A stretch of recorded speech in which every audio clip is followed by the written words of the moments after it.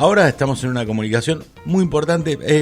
Tenemos una gran noticia y la vamos a desarrollar. Para eso estamos en comunicación con María Rashid. Ella es titular del Instituto contra la Discriminación de la Defensoría del Pueblo de aquí de Cava, diputada porteña. Vamos a hablar del cupo laboral trans. ¿Qué tal, María? Donato, Buen Ambiente, te saludamos. ¿Cómo estás? Hola, ¿qué tal? ¿Cómo va? Buenos días. Buenos días. Bueno, ahora vamos a hablar de lo que tiene que ver con el cupo laboral trans. Contanos del pasado, cómo se vivió normalmente. Quienes no somos trans no conocemos, solamente, digamos, tocamos de oído en ese sentido, porque realmente no sabemos qué vivió la comunidad durante la historia para poder llegar con la felicidad que se llega a este lugar. Hoy la compartimos todos, pero la verdad es que hay que estar desde ese lugar sufriendo lo que han sufrido. Así que contanos un poquito el pasado para llegar a este presente que tenemos hoy. Bueno, la comunidad trans tiene un promedio de vida 35-40 años, que es la mitad de la media de la población. Así que eso ya nos dice un montón, claro, ¿no? Que tengan un promedio de vida de la mitad del resto de la población, lo que indica es una vida de exclusión, de violencia, tanto social como institucional, de no acceso a un montón de derechos hace décadas, ¿no? Hace siglos, de toda la vida, ¿no? Las personas trans, hay distintos estudios, uno lo hizo la Defensoría del Pueblo de la Ciudad de Buenos Aires, que indican que una edad promedio de 10 años aproximadamente fueron expulsados y expulsadas de sus hogares, estando en la calle sin otro recurso más que el ejercicio del trabajo sexual, y la exposición que eso implica a la violencia institucional y a la violencia social permanente, ¿no? Llegan a los 40 años siendo sobrevivientes las que llegan a esa edad, con su salud muy deteriorada, sin educación formal, porque abandonan la escuela a muy temprana edad, producto de toda esa violencia, ¿no? Y sin experiencia laboral alguna, más que el trabajo sexual. Por lo tanto, incluirlas en el mercado laboral es muy difícil que ellas puedan incluirse desde ese lugar. Por eso es tan importante el cupo laboral en la administración pública, con programas que las ayuden a estudiar mientras van ejerciendo su tarea, ¿no? Que puedan ir capacitándose, ir terminando la escuela, ir haciendo todo lo que tienen que hacer, y al mismo tiempo otros programas de apoyo que ya se han generado. Una de las primeras medidas que tomó Alberto Fernández durante la pandemia es incluir en el programa Potenciar Trabajo, que era para la población general, una línea específica para personas trans, y eso también ayudó un montón. Así que bueno, son medidas un poco para reparar tantos años de violencia y discriminación, ¿no? Claro, qué importante, digo, en tiempos como los que estamos viviendo respecto de la pandemia, cuando el Estado interviene, y digo interviene para delinear lo que se pretende como una política de Estado y una conformación cultural de un pueblo. Lo que yo decía cuando arrancamos a charlar con vos, María, tiene que ver con una cultura de toda la vida. Digo, está y estuvo instalado. Yo tengo 51 años. Digo, está y estuvo instalada esa situación de que la persona trans se dedicaba al trabajo sexual. Digo, era como algo de lo que estábamos absolutamente habituados, y el Estado existe, bueno, eso es lo que creo yo, digo, el Estado existe justamente para delinear y para eventualmente modificar y darle otro tinte a la sociedad. No es fácil, por supuesto, pero bueno, es un puntapié inicial. El matrimonio igualitario lo fue y hoy lo tenemos naturalizado.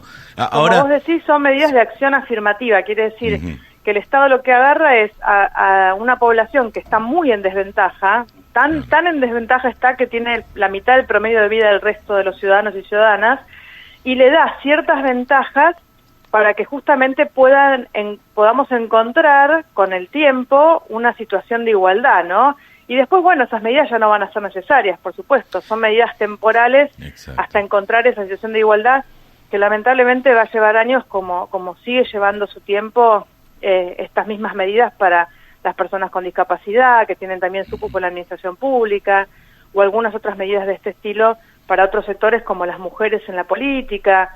Claro, bueno. Lleva tiempo, pero bueno, son medidas que ayudan a generar esa igualdad. justamente en esto de lo que explicabas como ciertamente antipático que tiene que ver con un cupo, digo, la respuesta clara es, recién lo leía porque Cecilio, el conductor del programa, lo mencionaba en el arranque del programa, esto de lo antipático que puede resultar una ley de cupo, pero la respuesta la tenía, estaba leyendo tu Twitter, María. 6 de septiembre, el día de ayer, aniversario de la ley de cupo femenino. Funcionó. Digo, esa es la mejor respuesta para lo que tiene que ver con todos los cupos, ¿no? Absolutamente. Funcionó, y además, si uno mira las estadísticas del efecto que ha tenido esa ley en Argentina comparado con otros países que no tienen esa ley y la participación de las mujeres en la política es bajísima, eso da cuenta de que funcionó. Sí. Por supuesto, lo ideal es que no existan, o sea, lo ideal es llegar al momento en el que no sea necesaria la intervención del Estado dando ventajas, sino que todos tengamos las mismas oportunidades. Pero bueno, eso lleva tiempo, lleva mucha política pública, campañas, cambios y batallas culturales que se dan en todos los órdenes, ¿no? En la comunicación, en la cultura, en la educación. Sí. María Ornila te habla. A mí me gustaría saber... puntualmente cuando hablaste del trabajo me dio la sensación de que te enfocabas más en las mujeres trans. Mi consulta es, ¿qué sucede con los hombres trans y si es que hay una desigualdad entre la misma comunidad transexual, entre lo que es un hombre transexual y una mujer transexual? Mira, yo creo que hay distintas situaciones y distintos tipos de violencia que se ejercen, pero la verdad es que el resultado final termina siendo bastante parecido, ¿no? Los varones trans viven, por ejemplo, violaciones correctivas, cosa que no se da tanto en las mujeres trans. Esto de varones que quieren corregir lo que consideran que tienen que corregir en estos varones trans, que le sucede también a las mujeres lesbianas, que porque tienen un cuerpo de mujer consideran que entonces con una corrección a través de una violación pueden modificar su identidad de género, su orientación sexual, ¿no? Son cosas que pasan todavía, que suceden, sí. Y son distintos tipos de violencia, pero el resultado final es muy parecido, ¿no? Que es la exclusión, la marginación, la violencia, la discriminación, sí. Que hace que tengan poco acceso al trabajo. Por supuesto que además el cupo no es lo único que hay que hacer. Nosotros tenemos presentado un proyecto de ley integral trans que esperamos que ahora se trate en el Congreso, que propone varias respuestas, ¿no? Incentivos impositivos para las empresas que tomen personas trans, sí. Algunas líneas para cooperativas de personas trans, programas de terminalidad escolar, porque si no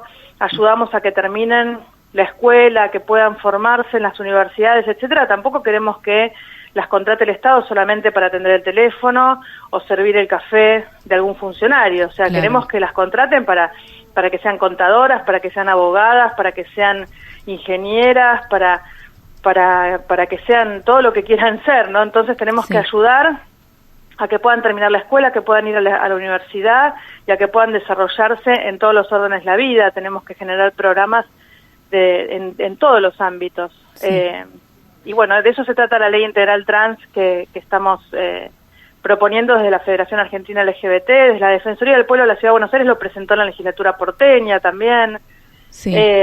Y bueno, esperamos que pronto se trate, creo que están dadas las condiciones, que tenemos en este momento un contexto político en el que se le da importancia a estos temas, estas situaciones de extrema exclusión, porque son situaciones extremas, no hay otra población que tenga un promedio de vida de la mitad de la media de la población, ¿no?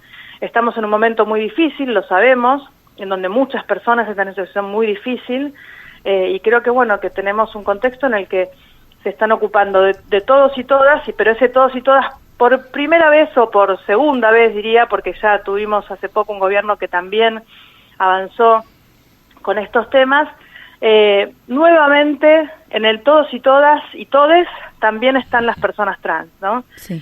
Porque no solamente hay políticas para ellas y ellos, sino que hay políticas para todo el mundo, pero claro, también para ellos y ellas, y eso es muy importante. María, esto es muy puntual lo que te estoy preguntando, pero me gustaría saber si en números hay una cantidad que represente a la comunidad trans. Por ejemplo, 1 de cada 100 personas. ¿Hay estadísticas?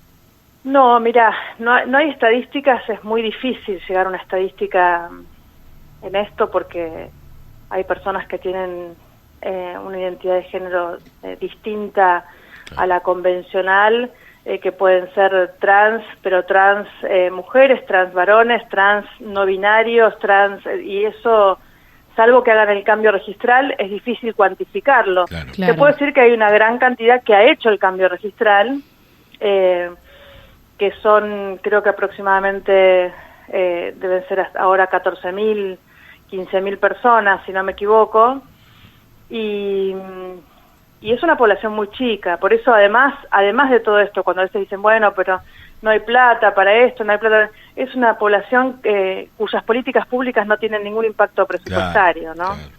Claro, exactamente. Así Ahora, que salvarles la vida y darles una vida con acceso a derechos, la verdad es que no le cuesta tanto al Estado en términos de presupuesto. claro, y a un Estado que a veces justamente por esta cuestión numérica y estadística descarta no solamente personas, descarta cuestiones cuando tiene una representatividad muy baja, porque el Estado siente, el Estado, no los gobiernos, el Estado que se tiene que ocupar de cosas más importantes. A veces lo sectorizado, lo chiquito no lo consideran los estados importantes. Ahora, mi pregunta, María, tiene que ver con lo generacional. ¿Cómo ves hoy a los jóvenes respecto de esto que yo hablaba antes, como una cultura vieja, arcaica, ya que se va enterrando, pero que sobre la que hay que legislar? ¿Cómo ves a la juventud en ese sentido? Yo creo que está cambiando un montón, cambia muchísimo. De hecho, nosotros lo notamos cuando vamos a hacer capacitaciones en escuelas, por ejemplo, ¿no? Los chicos, las chicas tienen naturalizadas un montón de cosas. Algunos ya casi que nacieron con el matrimonio igualitario y la ley de identidad de género, claro, como una realidad. Así que la verdad es que, salvo algunas escuelas que son por ahí muy religiosas, en donde hay una bajada de línea quizás muy discriminatoria y muy violenta hacia las diversidades, en general el resto de los espacios donde vamos, donde hay niños, niñas, adolescentes, tienen otra cabeza, es otra historia. Ellos le explican quizás a los docentes, claro, que su compañerito es trans y que se llama fulano y que lo tiene que llamar así porque así se define él, ¿no? Ellos le explican a los docentes en muchos casos, así que es maravilloso. Pero bueno, eso hay que profundizarlo, hay que garantizarlo, y por eso es importante la ESI, ¿no? La educación sexual integral. Exactamente. Y una educación sexual integral que además tenemos que deconstruir en su binarismo, ¿no? Todavía tenemos materiales que es el nene, la nena, con determinados cuerpos. Bueno, hay que ir reconstruyendo eso. Claro, lleva tiempo. Igual los chicos lo tienen cada vez más claro, ¿no? Porque tienen compañeritos con cuerpos diversos, que se definen de distintas maneras. Hay escuelas donde hay un montón de chicos que se definen como no binarios. Pero bueno, son los chicos más chiquitos, ¿no? Los más jóvenes, los que además tienen en su realidad familias con 2 mamás o 2 papás o un compañerito trans,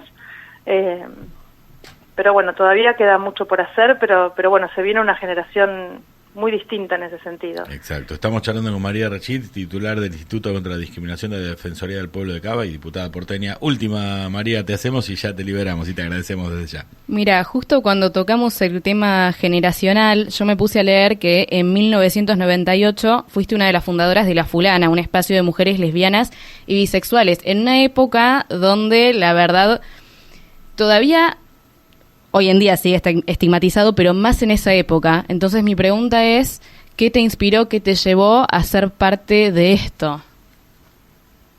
Mira, a fundar a ser militante, yo creo que no sé, hay una cuestión ahí de forma de vida que, ni bien me asumí como lesbiana, me puse a ver, bueno, qué cosas había que hacer para tener los mismos derechos. Claro. Pero a fundar La Fulana, que es algo que vos mencionaste específicamente, tiene que ver con algo generacional también, que nos llevó a fundar esa organización. Veníamos de participar en otras organizaciones de lesbianas con mujeres más grandes. Nosotros cuando fundamos La Fulana teníamos 22, 23 años. Sí. Y veníamos de participar en otras organizaciones con mujeres más grandes, y nosotros queríamos distribuir el teléfono del lugar y queríamos ir a las marchas y visibilizarnos y publicar la dirección de donde nos reuníamos. Teníamos otra forma, queríamos visibilizarnos más, ¿no? Pensábamos que la visibilidad tenía que ver, era parte de las herramientas para construir una sociedad más libre y más justa. Y las mujeres con las que organizaban los espacios de